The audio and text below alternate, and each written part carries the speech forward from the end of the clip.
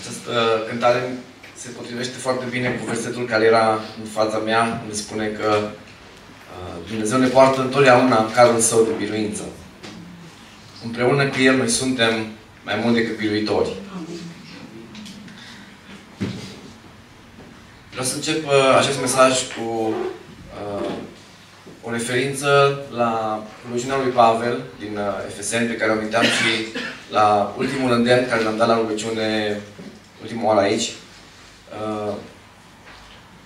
Și să... Sper că merge... Pare că nu. Nu-i pornit.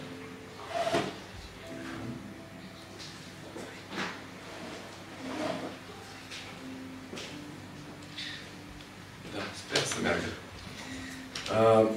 Pavel, un om care el nu a avut ocazia să umble cu Iisus ca ceilalți apostoli.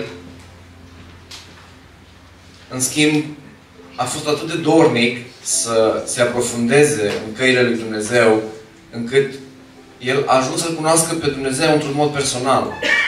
Pavel a ajuns să aibă o relație vie cu Iisus Hristos. El a avut momente în care a zis, nu știu dacă am fost cu trupul sau am fost cu Duhul, el a fost în prezența lui Iisus. El a interacționat cu Iisus, l-a cunoscut pe Iisus, a umblat cu Iisus. Și Pavel, având o relație atât de vie și de personală cu Iisus Hristos, își dorește atât de mult ca și cei din Efes să îl cunoască pe El. O cunoaștere care transformă viața oricărui om. Și din această relație, Pavel se roagă pentru cei din Efes ca Domnul Iisus și Tatăl Slavei să vă dea un duh de înțelepciune și descoperire în cunoașterea Lui.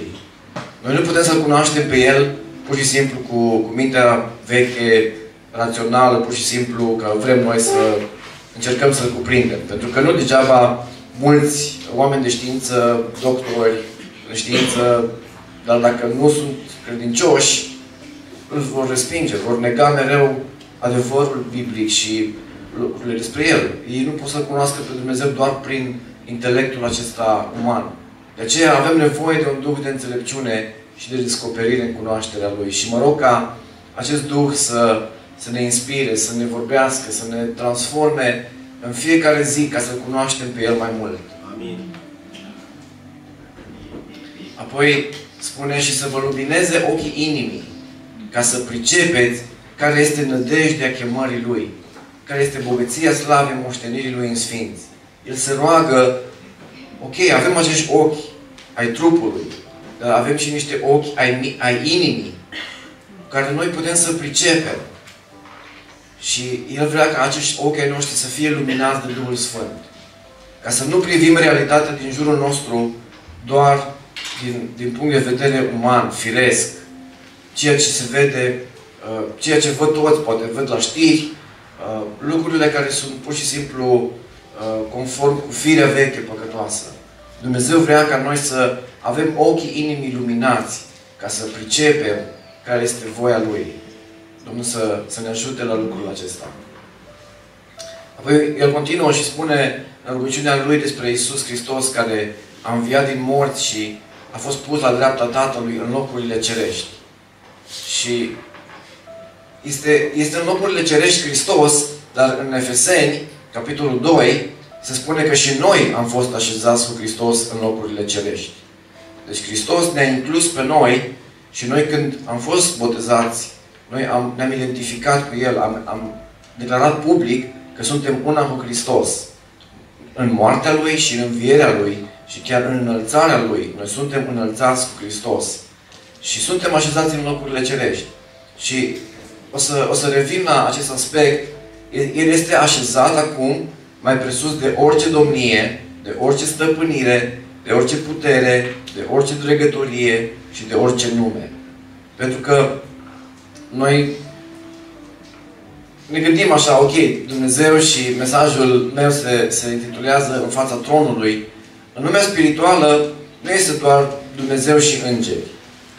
Lumea spirituală este foarte bogată și știm că înaintea tronului lui Dumnezeu sunt heruvim, sunt serafim, sunt cei 24 de bătrâni, apoi lumea angelică, cu arhangheli, sunt foarte multe ființe spirituale pe care noi nu le vedem și de multe ori nu suntem conștienți, dar Dumnezeu lucrează prin această oștire a cerului și bineînțeles că știm că este și o parte pozitivă și o parte negativă și noi suntem așezați cu Hristos în locurile cerești. Este foarte important să reținem acest lucru, pentru că El a pus totul sub picioarele lui Hristos. Totul este sub picioarele Lui și El a dat căpetenie peste toate lucrurile bisericii. Veți vedea de ce e important acest aspect. Hristos este în locurile cerești, la dreapta Tatălui, stăpânește peste orice ființă din lumea invizibilă, să zicem, din locurile cerești, și El este capul peste toate lucrurile bisericii. Este un lucru foarte important faptul că El este în cer, la dreapta Tatălui, și în același timp este capul bisericii, biserica care este pe pământ. Este foarte important lucrul acesta și veți vedea mai târziu de ce. Apoi Pavel, în capitolul 3, el spune misiunea lui pe care a primit-o din partea lui Dumnezeu. A primit harul să vestească neamurilor bogățiile nepătrunse ale lui Hristos. Oameni care sunt păgâni în vremea lui și din vremea noastră, Dumnezeu vrea ca acești oameni să cunoască bogățiile nepătrunse ale lui Hristos. Sunt niște bogății nepătrunse pe care El vrea să le descopere. Și mai mult, El vrea să pună în lumină tuturor, adică și oamenilor și ființelor angelice, lumii spirituale, care este isprăvnicia acestei taine, ascunsă de veacuri în Dumnezeu, care a făcut toate lucrurile. Și de aceea avem nevoie de Duhul lui Dumnezeu ca să ne descopere aceste lucruri. Pentru ca, și aici spune scopul misiunii sale în final este ca domniile și stăpânirile din locurile cerești să cunoască, când să cunoască? Azi. Astăzi să cunoască. Cum să cunoască? Prin biserică. Și ce anume să cunoască? Înțelepciunea nespus de felurită a lui Dumnezeu. Vedeți cât de important este că domniile și stăpânirile din locurile cerești, ele vor cunoaște prin biserică înțelepciunea nespus de felurită a lui Dumnezeu. Cu alte cuvinte, ființele cerului nu cunosc totul, pur și simplu, îngerii nu cunosc totul doar uitându-se la Dumnezeu. Sau nu au acces să cunoască tot planul lui Dumnezeu. Cu alte cuvinte, Dumnezeu a depozitat ceva extrem de valoros în biserică, iar biserica, când își împlinește menirea, când funcționează conform voii lui Dumnezeu, conform planului lui Dumnezeu, atunci aceste ființe ale cerului ajung să cunoască înțelepciunea nespus de felurită a lui Dumnezeu prin biserică. Slăvit să fie Domnul! Vedeți cât de valoroasă și importantă este biserica, pentru că are un rol extrem de important în lumea cerului, nu doar în lumea aceasta de pe pământ. Ok. Acesta este contextul în care vreau să ne apropiem de un text din Apocalipsa și apoi din Isaia, pentru că este foarte important și atunci când noi ne rugăm, noi nu suntem doar trup. Noi ne rugăm cu sufletul nostru, cu Duhul nostru. Noi suntem purtați în carul Lui de biruință. Noi avem o mișcare la nivelul Duhului pe care noi nu o vedem. Noi zilnic și de când am crescut și în special de când ne-am întors la Domnul, fiind născuți din nou, am interacționat cu ființe ale cerului, fără să ne dăm seama.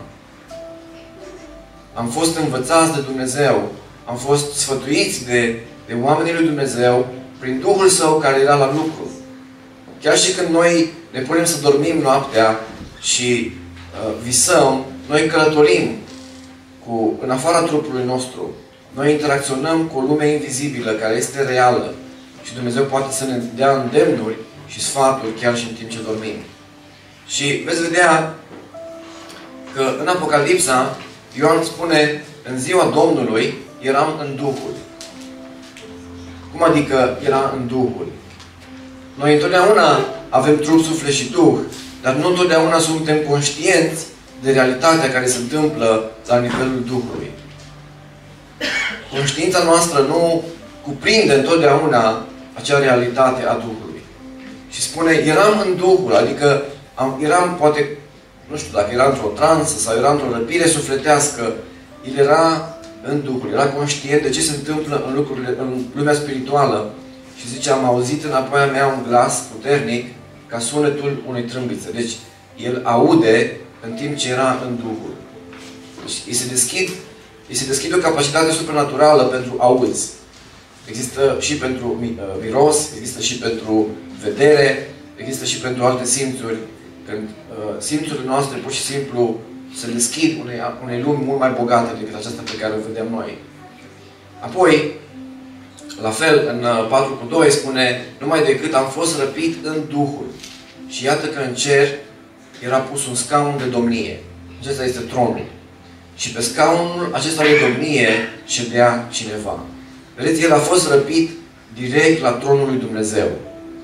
Se spune că sunt 3 ceruri. Nu vreau să intru în detalii, nici nu știu foarte mult despre asta, dar știu că pe lângă lumea aceasta fizică pe care noi avem, se vorbește despre văzduh, în Efeseni 6, despre lupta spirituală. Este pe lângă pământ, este văzduhul și lupta spirituală se întâmplă în acest domeniu, de văzduh. Nu se întâmplă în cerul lui Dumnezeu, acolo cel rău nu are acces. Noi suntem deasupra. De aceea spune că Hristos domnește peste orice stăpânire, peste orice domnie, peste orice nume.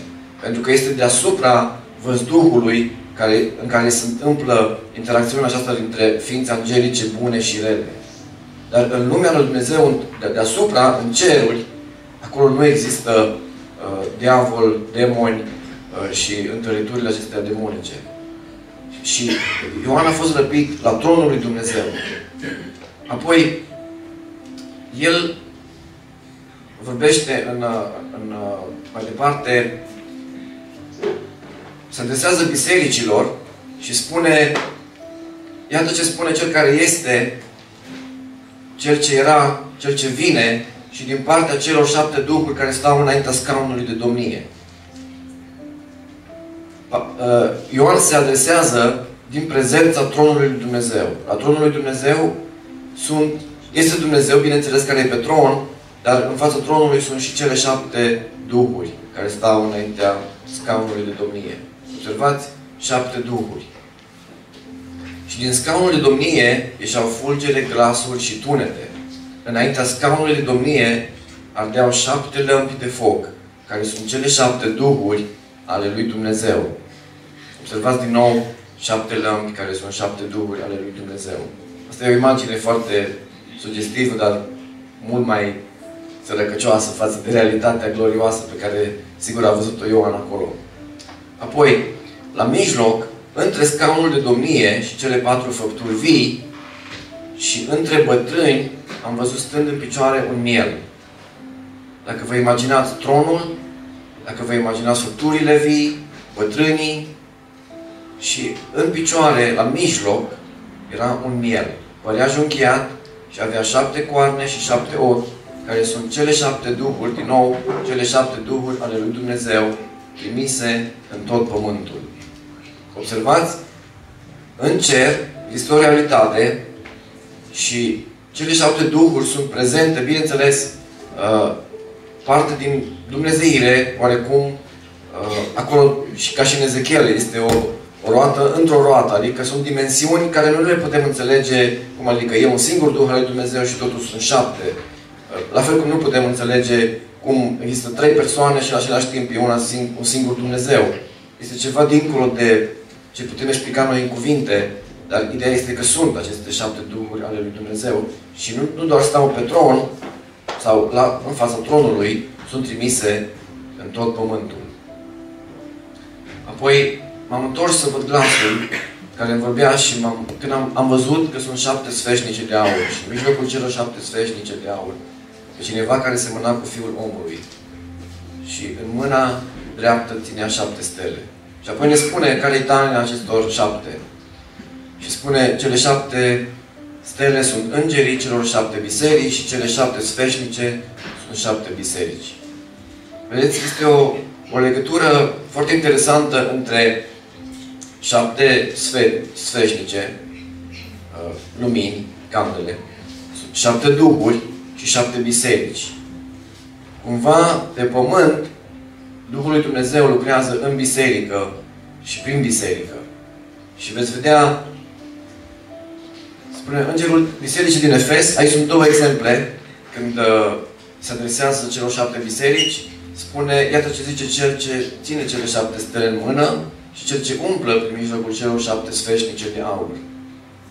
Iar în celelalte biserici spune, iată ce zice cel ce are cele 7 duhuri ale lui Dumnezeu și 7 stele. Cele 7 duhuri corespund cu o biserică biruitoare. Cele 7 duhuri sunt trimise de Dumnezeu ca Biserica lui Hristos să fie o biserică biruitoare. Iar ca biserica să fie biruitoare, ea trebuie să fie desăvârșită. Dumnezeu lucrează în biserică pentru desăvârșirea bisericii. Și e interesant că inclusiv voia lui Dumnezeu, se spune în Roman 12:2, să deosebim voia lui Dumnezeu cea bună, plăcută și desăvârșită. Există o progresie, o voie bună și există o voie desăvârșită. Dumnezeu vrea biserica desăvârșită.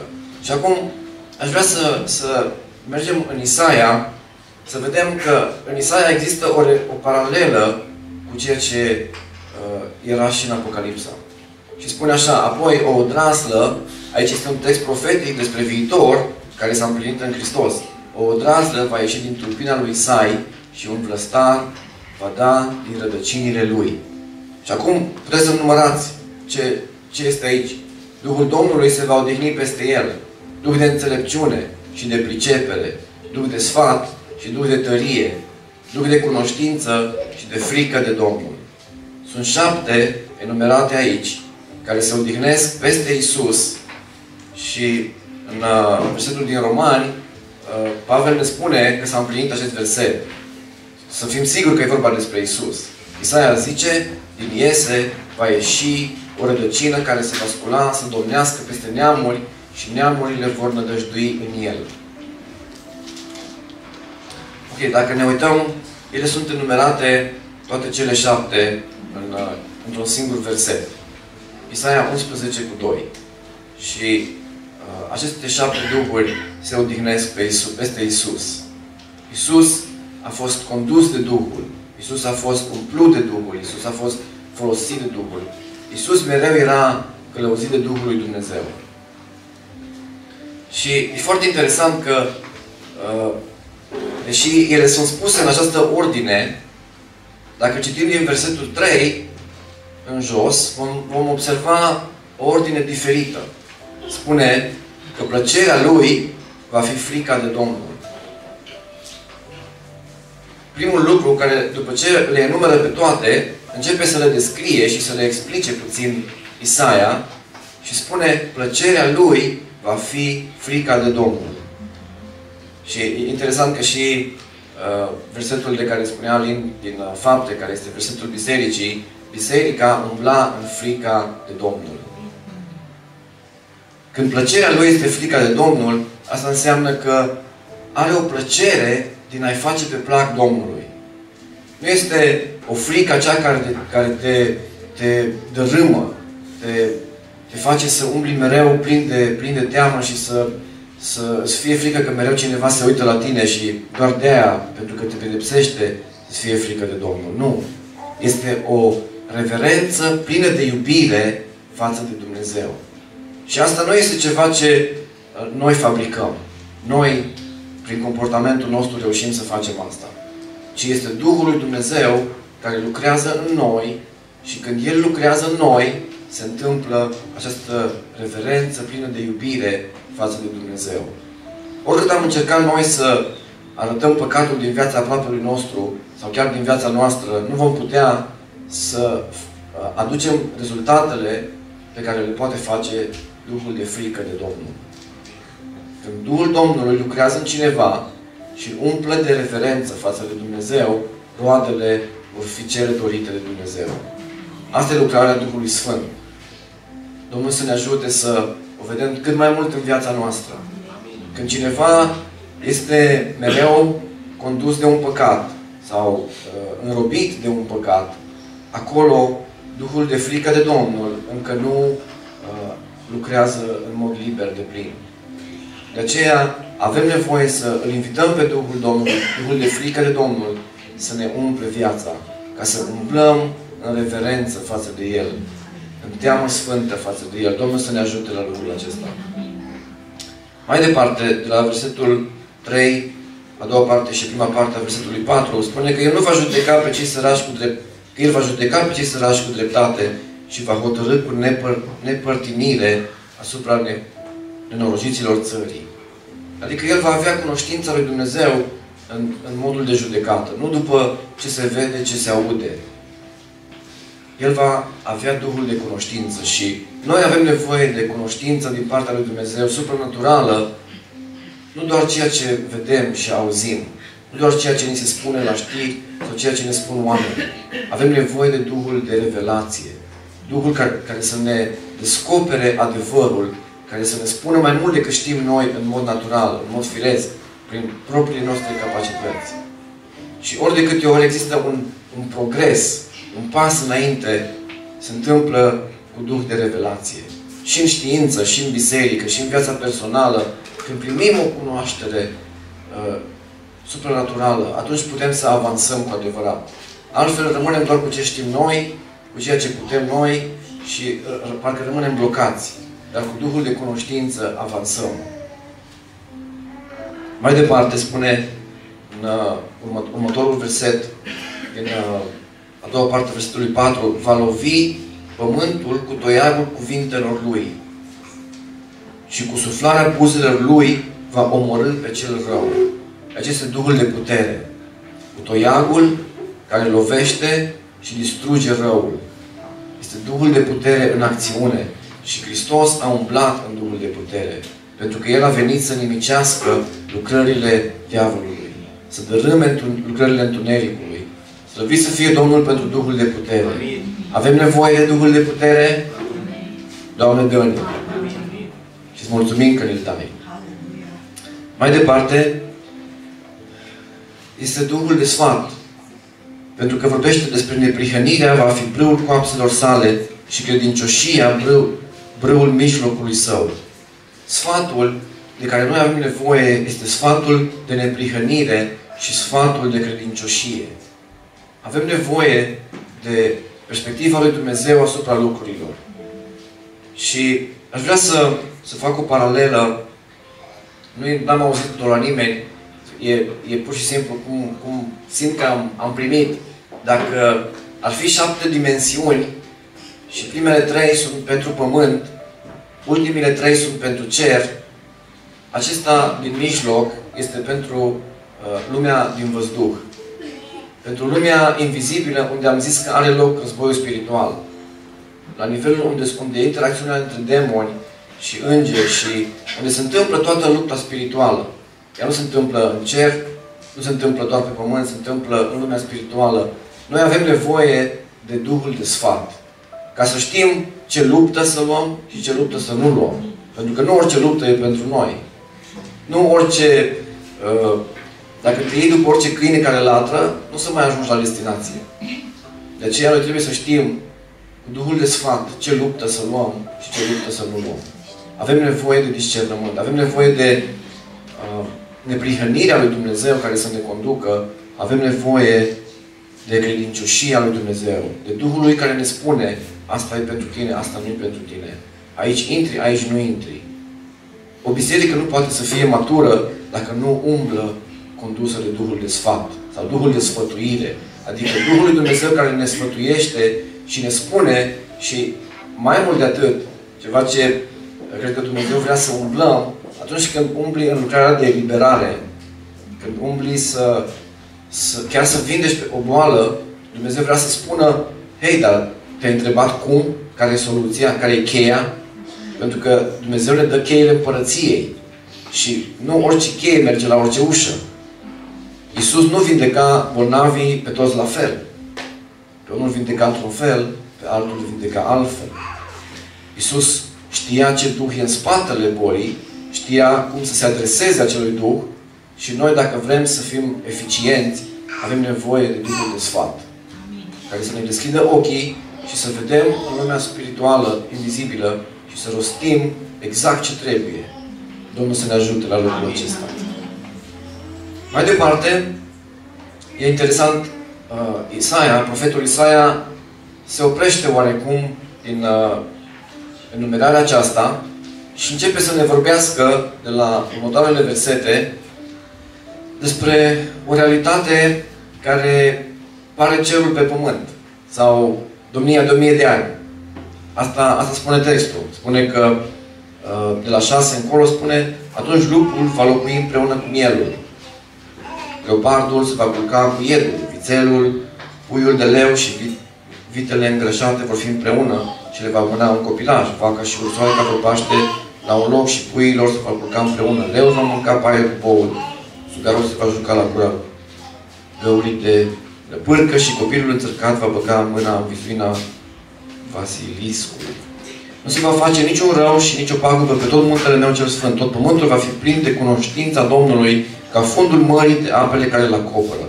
În ziua aceea, vărstarul lui Isai va fi ca un steag pentru popoare. Neamurile se vor întoarce la el și slava va fi locuința lui. Slăvit să fie Domnul!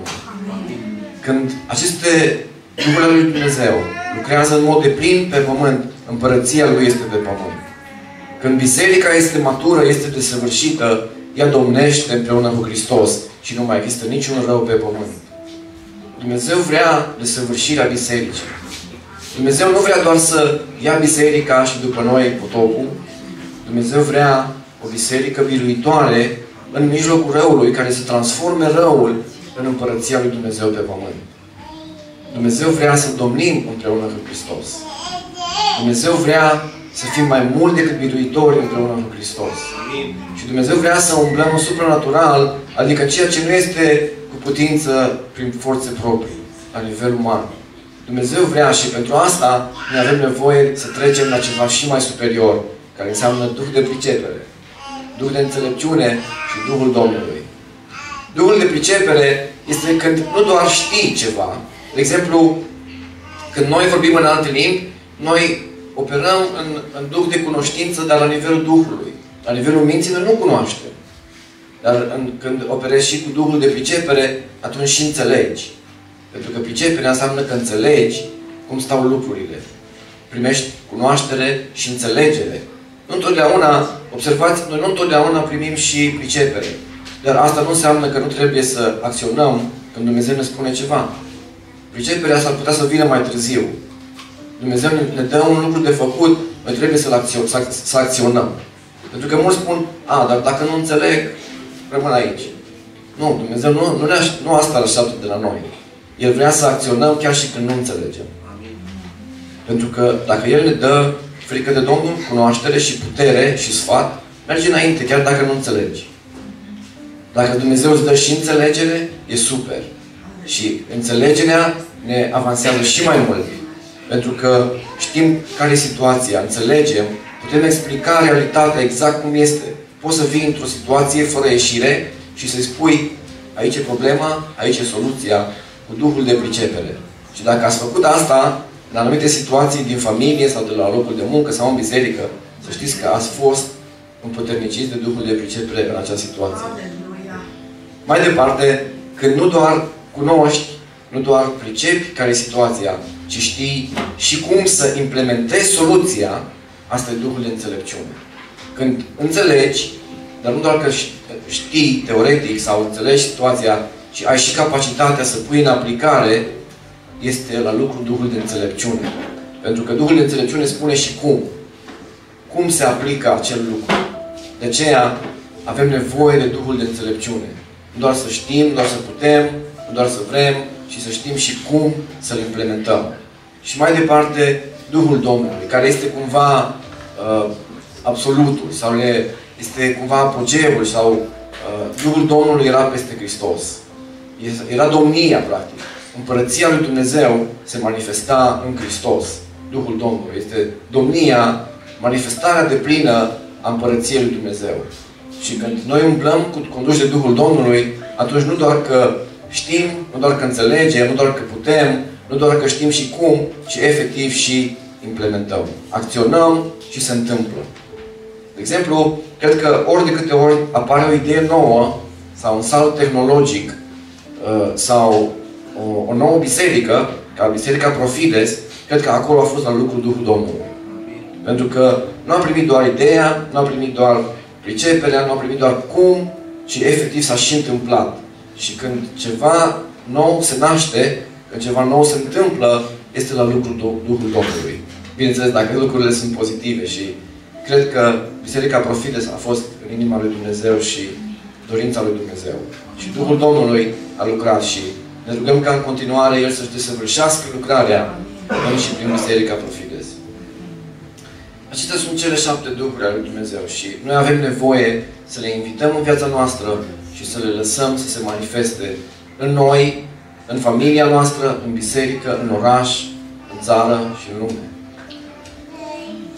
Și dacă mergem de la 11 la 61, aceleași versete, vedem la lucru Duhul Domnului peste Iisus și spune Duhul Domnului Dumnezeu este peste mine și mai târziu în Evanghelii Iisus deschide sulul lui Isaia și citează acest text.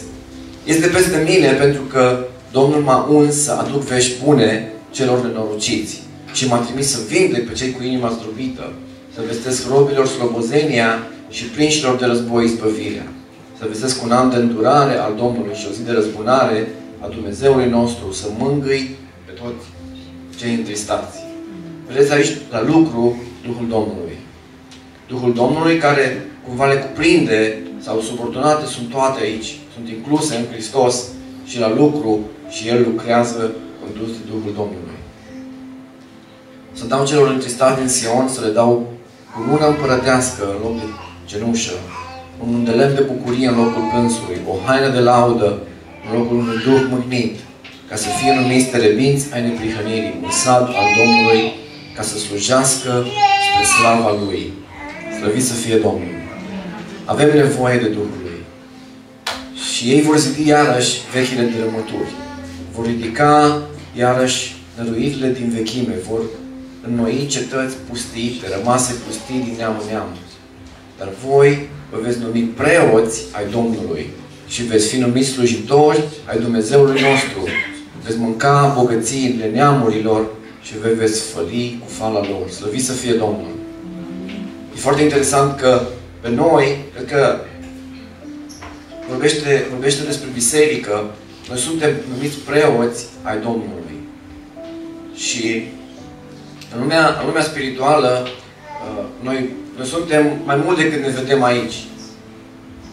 Și vreau să vă spun că dacă Cuvântul lui Dumnezeu ne numește așa, noi trebuie să ajungem să pășim în identitatea spusă de Cuvântul lui Dumnezeu. Pentru că nu automat tot ce scrie în Biblie este o realitate în dreptul nostru în prezent.